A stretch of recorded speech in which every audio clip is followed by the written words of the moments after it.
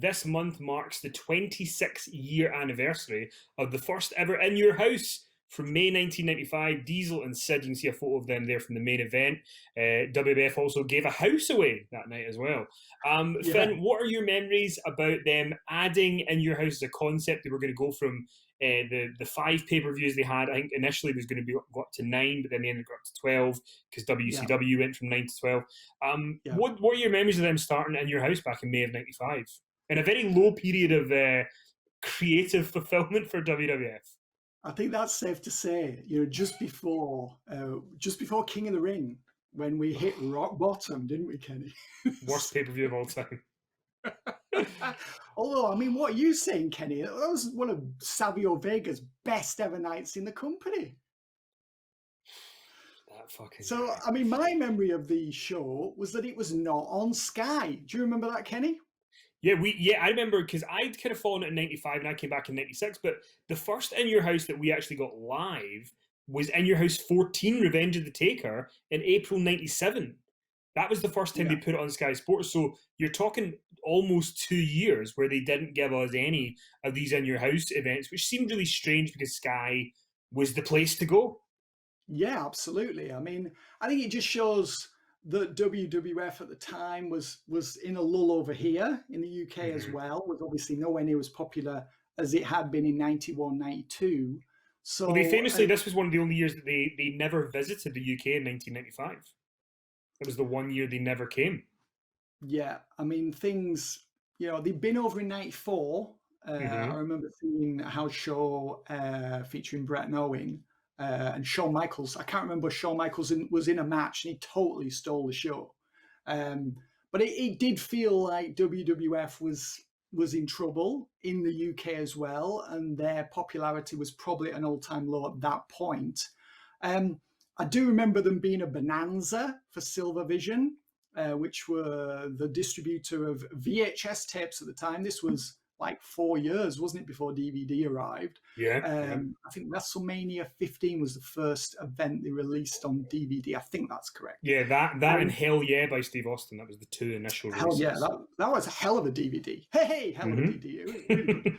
But I mean, I remember Silvervision, they were just, doing backflips. They were elated by this because it meant that people had to buy the VHSs. That was unless they had the connection in America who could send the tape early, which I did, so you could review the show.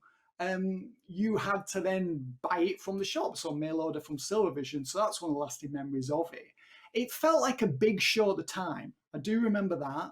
Them giving away a house was obviously a gimmick, but it was something I think was very, very well received. And they ended up having a story, didn't they, on WWE.com years later? Because it was a kid who won it, wasn't it? And he ended up selling it and doing very well out of it. And I think he basically, the money basically put him through college. So that was, made a huge difference to his life.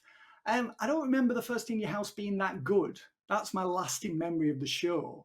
I think it'd been hyped up so much that I think people expected more from it than it delivered. That's my lasting memory of it.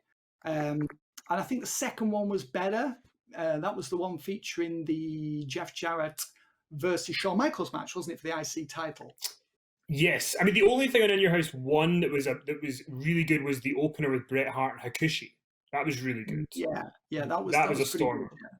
But unfortunately, nothing else on the show came close to that one. Yeah, didn't we? I think we had a non-finish in the main event with Sid and Diesel, didn't we? I don't think we actually had a finish there.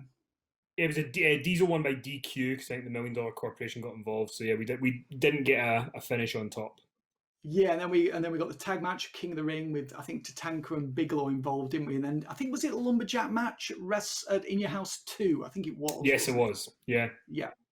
So yeah, I mean, I thought the show was a bit flat, and certainly with that match, Sid versus Diesel headlining it, people really didn't have huge expectations from that. But because the show had been hyped up so much, maybe we're expecting some type of miracle from Sid. I don't know.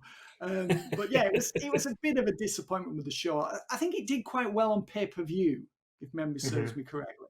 And then it was a steady decline from there.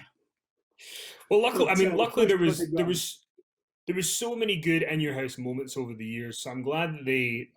You know, last night I was sitting watching the main event from Canadian Stampede on the night before. You know, there was so Fantastic. many in your house moments, just Yeah. amazing. So amaze balls, as you would say, fan. So Amaze balls.